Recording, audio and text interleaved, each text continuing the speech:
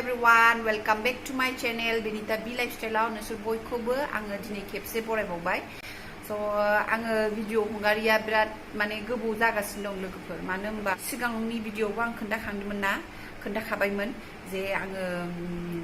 गोजांदों लोमजादों होननानै। So ओमफ्राय बिनि उनाव एसे मोजां जाबायमोन हो। दा आरो गोजांफिननाय जाफिनबाय माने सानाव जेबो मोना हरबा बांसिन गोजांनाय मोनो आरोना। ओमफ्राय बिनि आंनि सिगांनो मामियाबो लोमजाखानायखा गोबाबाय थायो ओमफ्राय गुजुयो जि खस्थ' मोनबायना उन्दैया माने उन्दुनो हाया गन्थं थोन थोन हमिअपेथिकनिबो मुलि जाहोदों ओमफ्राय आरो हमिअपेथिकजोंबो बारा मोजां जायैनि दाना चाइल्ड स्पेशलिस्टनाव लांनानै ओमफ्राय एल'पेथिक मुलिखौथ' जानो नागिरा बिदिनो एसे एसे जाखिनि जाहोनो हायो जर जबस्थि दौबाय ओमफ्राय दा लासैनो बियो हामबाय आरोना मामिया ओमफ्राय बिनि उनावथ' आंहाथ' एखेबारे सालायाबो रानखांनाय मोनो गारमायाबो दाना सिगाङावथ' आंखौ टाइफड मोनदोंमोन ना दा बे टाइफडनि थाखायनो बिदिनो जाबाय खोमा सानबाय ओमफ्राय आरो लोगोसे माने आंखौ जोथोन लानानै सुइटि बिफायाबो लोमजानाय बायदि जाबाय बेनाबो टेम्पारेचारा 101 100 बिदि जायो आरोखि बिदि जादों ओमफ्राय थेवबाबो बिहा पेरासिटामल माबा माबि मुलि जानानै माने फार्मासिनि मुलिखौ जानानै बिहा हामबाय आरो जेबो मोनासै ओमफ्राय आंहाथ' पेरासिटामल मुलि जानानै हामनाय बायदि मोनो आरो मुलि जाखांनानै अखानायै आरो लोमजाफिनो बिदि जायो ओमफ्राय दाना दाथ' कभिडनि बोथोर ना गिनोबो ओंखारो थेवबाबो ओमफ्राय पाटगावआव मानसिजों डक्टर दङ बिदि नार्सिं हम दङ बेहाय बेहाय टाइफडआ मोजां जायो होनबाय दाना जोङो बेयाव थांबाय थांनानै ब्लाड टेस्ट खालामबाय खालामनानै उनाव मोनबाय रिपर्टआव जे मेलेरिया उनाव मेलेरियानि मुलि सुलि हरबाय ओमफ्राय दा मुलिखौ जागासिनो दा जेबो मोनथ'वाखै थेवबाबो आङो नोंसोरजों भिडिअखौ शेयार खालायनो हायाखै गोबाव जाथारबायमोन दा ओमफ्राय आङो ड्राई फ्रुट्सफोरबो गेजेराव जादोंमोन नालाय बे समाव एसे मोजां मोनदोंमोन बेखायनो दा ड्राई फ्रुट्सनि आङो लाड्डु बानायनो नागिरदों स' बे प्रटिनफोर दं नालाय प्रटिन लाड्डुबो बुंजाबाय स' आं बे रेसिपिखौनो दिनै नोंसोरजों शेयार खालामनोसै थ' होमबा लोगोफ्रा आंनि भिडिअखौ जोबजासिम नायलांबाय थाबानो जाबाय नै दा आङो लानाया बिदियानो बुस्थुफ्रा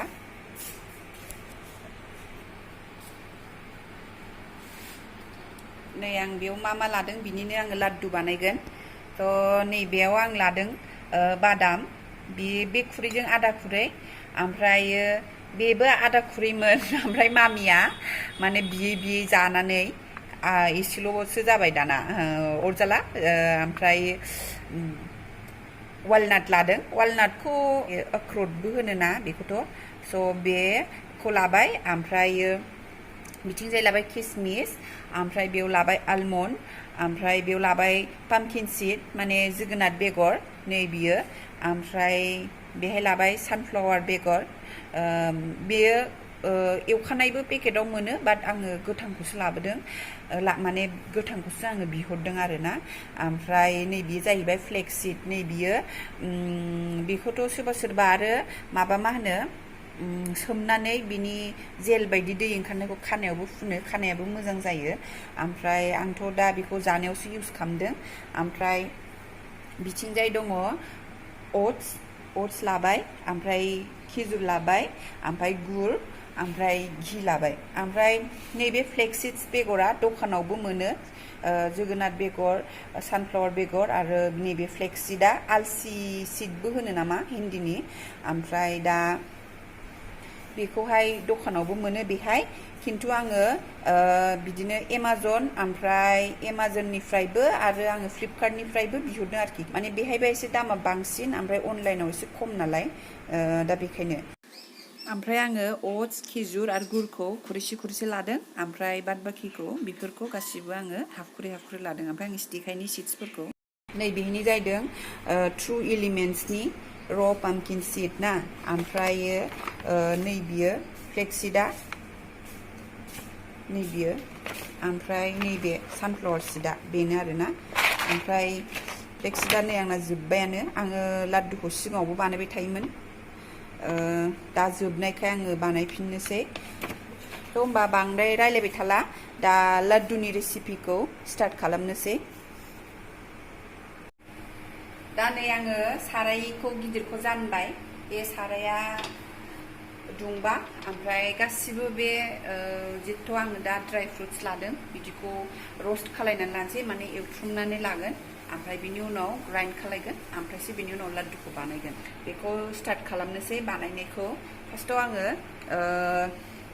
माबाखौ नैबे बादामखौ होग्रोनोसै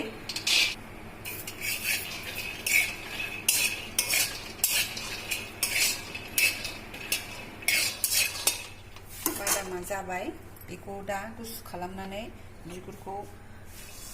माबानानै लानोसै गारनानै लानोसै दा फ्लेक्ससिडखौ होनोसै नैबे बेरो दे खिन्थु बेखौबो एवथ्रुमनानै लानोसै आङो गासिबोखौ बिदिनो एवथ्रुमनानै लाजोबनोसै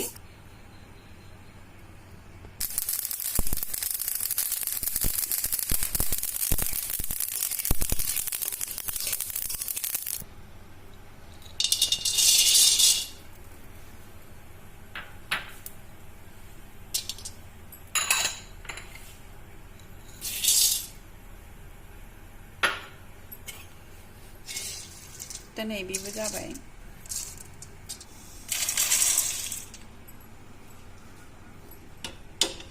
सारायखौ जानफिननोसै काजु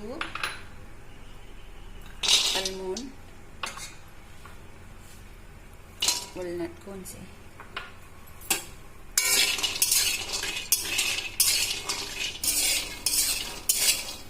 दा बेबो जाबाय नै दा बेखौबो खांनोसै आङो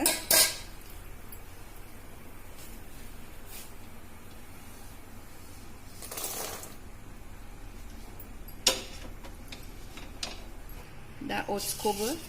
गरम खालायनानै लानोसै ओमफ्राय खालि खिजुरजों किसमिसजोंखौल' गरम खालामा बेखौ ओरैनो होगोन दा बेबो जाबाय बेखौ खुरैयाव एक्सट्रा हाननानै लानोसै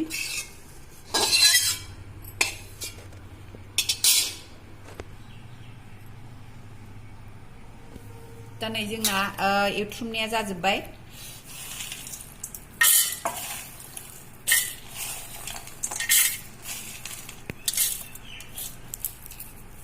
बादामखौबो गुसु खालायनानै बिगुरखौ जिरनानै लाबाय ओमफ्राय अबेबा खारबाय अबेबा खाराखै थेवबो जेबो नंला बे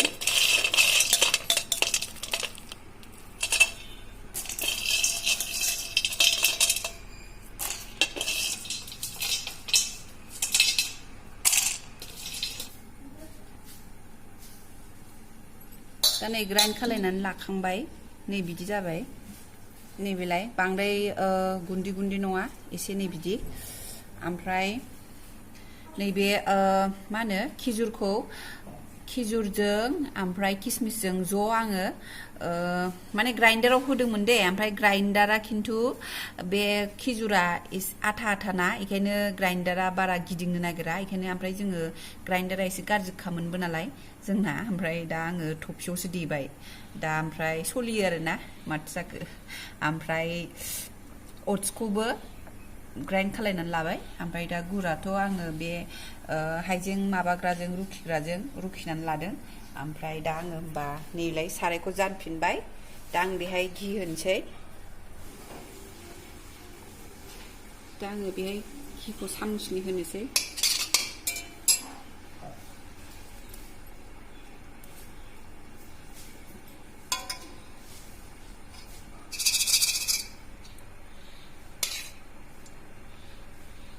दा नै गुरखौबो होनोसै ओमफ्राय एरनोसै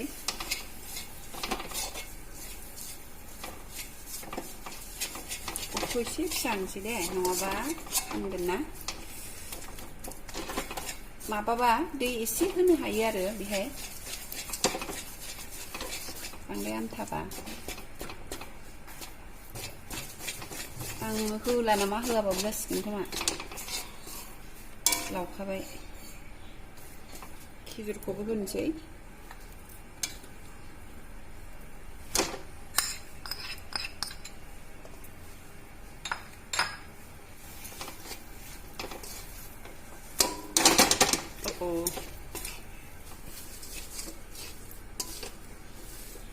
बांद्राय टाइटबाबो जानाय नङा खिन्थु बेखायनो माबानोसै बेखौ होनसै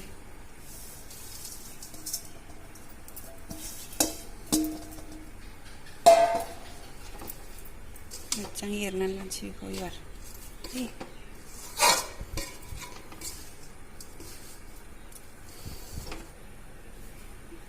एबार नैबे मा होनो अट्सखौबो होनसै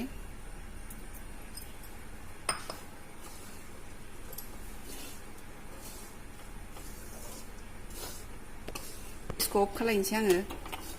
एबार बेखौ आखाइजों खालामनांसिगोन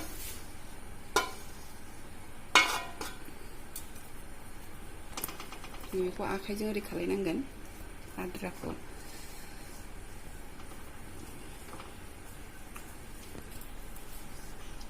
एसे मोजाङै थाल लानानै खालामनांगोन गुदुंथार नै बियो गुरजों माबाजोंआ खिजुरजोंआ लाद्रा जाबाय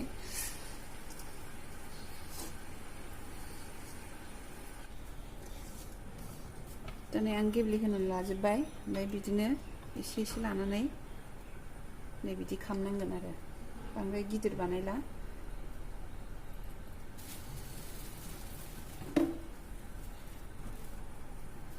बेहाय जुदि बानायै लास्टआव जाया रानखांनाय बायदि मोनबा बे खिजुरखौबो एसे देफिननानै माने ग्राइन्ड खालामनानै होफिनजाबाय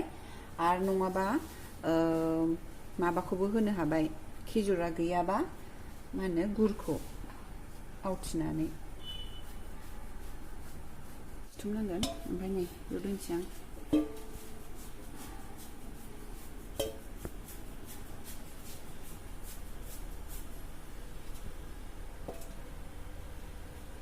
दा आङो सारायनिफ्राय गामलायाव लखबनानै लाजोबबाय जाहाथे माबानो मोजां जानायनि सारायावबा एसे उसुबिदा जादोंमोन नालाय हारसिंबा हास्लाबा ओमफ्राय गुसु जायो नालाय ओंखायनो नानिखौबो लोगो लाफाबाय आं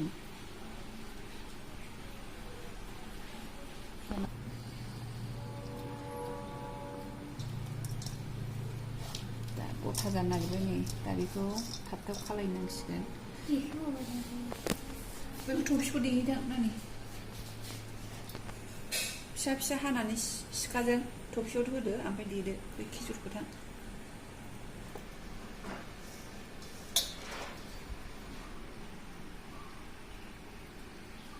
दा आङो नानिखौ बे माबा खिजुरखौ एसे माबाबावनो थिनबाय देबावनो थिनबाय बेहाय खिजुरखौ एसे होबावनानै होनसै नङाबा नै रानस्रावद्राय जाबाय नालाय एबार बेखौ होनानै मिक्स खालामसै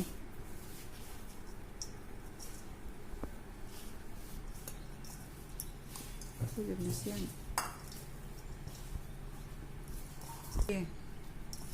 दा आङो होजोबबाय जाखिनि दंमोन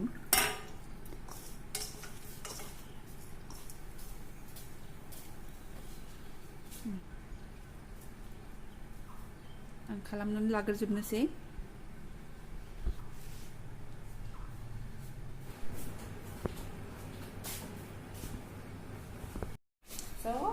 आंना दा लाड्डुआ रेडि नै लोगोफोर लाड्डुआ रेडि जाबाय ओमफ्राय नोंसोरबो ट्राइ खालामनायबानो जाबाय बिराद टेस्टि हेल्दी एन्ड इजि ओमफ्राय आंनाथ' जाजोब्बाय दा लोगोफोरा जुदि बानायनायोबा जानानै आंनो कमेन्ट्सआव खोन्थाहर माबायदि मोनखो स' बे प्रटिन लाड्डुखौ आङो दा कन्टेनाराव सोनानै दोनसै बयामाव ओमफ्राय सानफ्रामबो थरसे बा थरनै जाबाय थानोसै आरो ओमफ्राय आं मोनसे खोथा खोन्थानि बेहाय जे जोङो फ्लेक्सिड होदोंना बे फ्लेक्सिडा खिन्थु बिराद बेनिफिट दङ आरोना ओमफ्राय खिन्थु फ्लेक्सिडा जाहैबाय बिदि ड्राई रस्ट खालायनानै एवनानै जाबा खिन्थु सोरनाबा एसे सिथर जायो आरो दे ओमफ्राय आंनाबो जायो गोजा बाट इसिबां मानि गाज्रि नुनाय बिदि सिथर नङा आरोखि माने सोरनावबा सुट खालामो सोरनावबा सुट खालामा बे ओमफ्राय जुदि फ्लेक्सिडखौ बिदि एवनानै जानायाव जुदि सिथर जायोबा होमबा फ्लेक्सिडखौ बे लाड्डुआव होआलासे एक्सट्रा माबाफ्राव मा होनो अट्सनि स्मुदि बा गाइखेर थालिरनि शेक बानायोना बेहाय होदेरनानै ग्राइन्ड खालामखाबानो जाबाय आरो स' बेनोसै होमबा आं दा कन्टेनाराव सोनोसै बेखौ दा नै आं बे कन्टेनाराव सोनोसै ओमफ्राय नांगौबा हाननानै जानोसै आरो ओमफ्राय सानफ्लावार बेगरा खानाय आरो मेगननि थाखाय मोजां आङो खानायखौ बिराद माने गगानाय मोजां मोनदोंमोन थ' आङो गावनो माने आंनाव जेखौ जादों आं बेखौसो होनदों आरो माने आंनि अन एक्सपिरियेन्स आङो जेब्ला जाबाय थादोंमोन बेखौ होमबाना आंनि खानाया गगामारदोंमोन ओमफ्राय ओरैनोथ' खानाया मोजां नंखाया आंना बाट थेवबो गनाङाल' ना जेरैखि जा माने खानाया गनाङाल' बे लाड्डुखौबो जादोंमोन आरो लोगोसे आङो बान्दा कफि ओमफ्राय गाजर टमेट' सालाद जादोंमोन ना ओंखायनो आं इमप्रुभखौ बिराद मोनदोंमोन बाट जोंथ' आरो जाबाय थानाय जाया दा लोगोफ्रा नायनानै लोगोफोरजोंबो शेयार खालामदो ओमफ्राय कमेन्ट्सबो खालाम लाइक खालाम साबस्क्राइब खालाम आरो बेल बाटनखौबो थुनानै जाहाथे आंनि गोदान भिडिअ आपल'ड नटिफिकेसनखौ थाब मोननायनि थाखाय स' बाय बाय